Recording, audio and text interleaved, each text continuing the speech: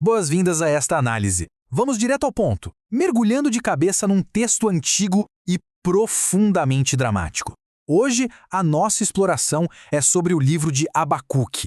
E olha, o que torna essa obra tão fascinante não é só o fato de ser muito antiga, mas a sua honestidade brutal diante do caos. Não é aquela leitura pacata de jeito nenhum. É um diálogo tenso, daqueles que questionam a própria estrutura do mundo em que a gente vive. E a narrativa já começa sem enrolação, a gente é jogado bem no meio do furacão. O texto abre com uma urgência que dá pra sentir de longe, uma frustração gigante, onde o profeta questiona o divino de forma bem agressiva, é um grito mesmo. Até quando gritarei violência e tu não salvarás? Por que me fazes ver tanta maldade? É uma exigência direta e reta por respostas no meio de muita dor. Entrando na parte 1, o clamor por justiça. Um cenário de pura violência e destruição. O que nos leva à parte 2, a terrível ameaça babilônica. Um povo cruel e extremamente violento. Bom, para entender aquele clamor lá do começo, a gente precisa olhar para o colapso moral em volta do profeta, onde a justiça simplesmente não ganha nunca. E a resposta divina para essa injustiça toda é de cair o queixo, uma invasão iminente. A descrição desse exército aumenta o ritmo da história de um jeito assustador. O texto diz que os cavalos são mais rápidos que leopardos, mais ferozes do que lobos do deserto. Eles descem do céu sem dó, como uma águia em cima da caça.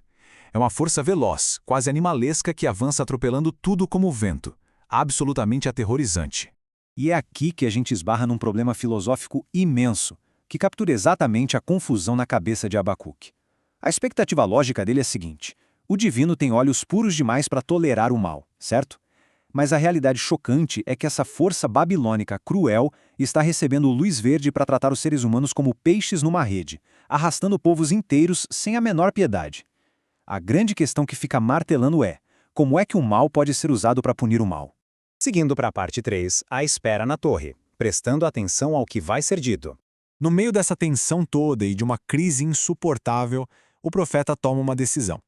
Ele sai ali do caos no chão e sobe lá no alto da sua torre de vigia. E aí, a resposta divina chega com uma estrutura certinha, passo a passo. Primeiro, a espera atenta. Segundo, uma ordem clara para escrever a visão de um jeito que seja fácil de ler.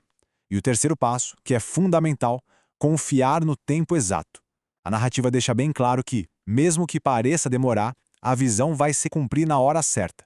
Ou seja, existe uma ordem cósmica por trás das cortinas, mesmo quando tudo aqui embaixo parece uma bagunça sem fim. E a grande sacada é a mensagem central dessa visão. Com o império subindo e caindo a todo momento, essa ideia vira a grande âncora do texto. Enquanto os arrogantes vivem sem segurança nenhuma, a instrução para a humanidade que está passando por situações absurdas é super simples, mas muito profunda. A vida verdadeira se encontra através de uma fidelidade firme e inabalável. É manter a palavra e a postura, sabe? Chegamos então à parte 4. A queda dos orgulhosos. Porque a riqueza sempre engana. A partir dessa certeza de que a justiça vai prevalecer, o texto começa a desmontar aquela pose de invencível da Babilônia. Ele faz isso através de uma série de condenações, os famosos ais, mostrando que impérios arrogantes nunca estão realmente a salvo. O crime da ganância de roubar o que é dos outros vai fazer com que eles mesmos virem devedores desesperados. O crime da violência de erguer cidades em cima de sangue vai terminar em fogo. O texto é poético e diz que as próprias pedras das paredes vão gritar. E a idolatria? Confiar naqueles pedaços mudos de madeira e pedra vai acabar apenas em muita vergonha e num silêncio absoluto. A conta sempre chega. O que nos traz a parte 5, o poder na tempestade. A impressionante oração do profeta. Depois de garantir que o mal cava a própria cova, a gente entra num hino cósmico que é espetacular. A imagem poética é de arrepiar. O texto descreve o divino vindo das montanhas antigas, com um poder que brilha forte como a luz, pragas terríveis marcham bem na frente e a terra inteira treme. As nações entram em pânico e aquelas montanhas que pareciam eternas simplesmente desmoronam. É a imagem perfeita de um poder que nenhuma muralha ou exército humano consegue segurar. E para a gente ter uma ideia da escala absurda dessa cena, a força é tão impressionante que até o céu reage. O sol e a lua deixam de brilhar diante das flechas e da lança desse guerreiro divino que marcha pelo mundo. É o universo inteiro prendendo a respiração. Só que tem um detalhe super importante aí. Toda essa tempestade assustadora tem um propósito bem claro. O texto faz questão de mostrar que não é só destruição pela destruição.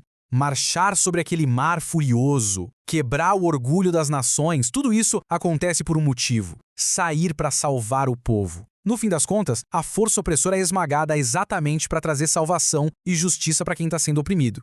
E assim vamos para a parte 6, a resolução inabalável.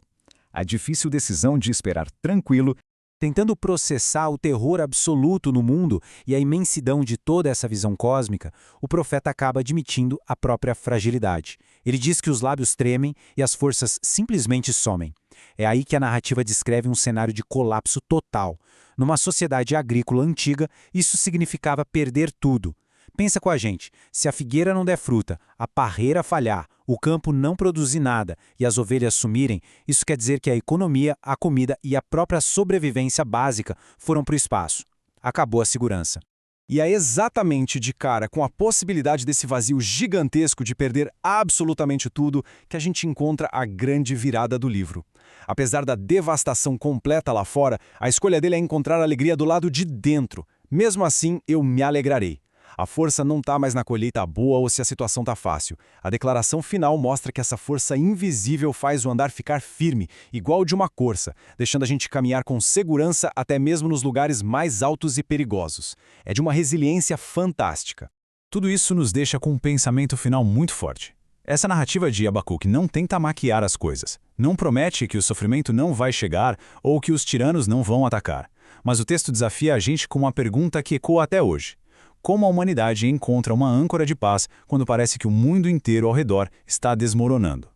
É, sem dúvida, uma obra-prima da literatura antiga que fala direto no coração de quem busca a estabilidade num mundo que é imprevisível e muitas vezes caótico. Fica aí essa baita reflexão. Muito obrigado por acompanhar mais esta análise detalhada.